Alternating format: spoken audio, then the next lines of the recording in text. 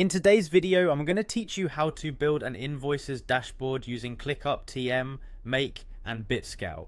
This process is straightforward, and in just a few minutes you'll have your own customized dashboard to help manage invoices effortlessly. First, let's open Clickup by going to their website. Once there, you'll notice the login option. Go ahead and click on it. Now, if you're like most users, you'll want to use your Google account for quick access. So go ahead and click on the Sign In with Google button. This will prompt you to select your Google account. Choose the one that you're planning to use with Clickup. Once you're logged into your dashboard, find the three dots that allow for more options. Click on it.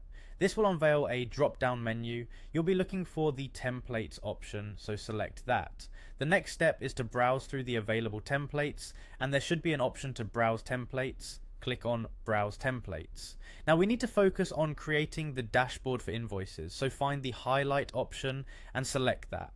After browsing through the templates, look for one titled Invoices and click on it. You'll then see the Use Template button. Click on this button to start setting up your Invoices platform. Next, you'll want to type highlight into the template search, as it allows you to focus on those templates specific to your needs. After typing highlight, you'll again see the Use Template button. Click it. This ensures you're using the correct setup. Once you have everything set up, it's time to turn your attention to dashboards. Back in Clickup, in the left-hand menu, find and click on Dashboards. Once you're in the Dashboard section, there should be a button called New Dashboard. Click on it. For simplicity, select the Simple Dashboard option. You want to ensure that the location is set to the invoice setup you've created.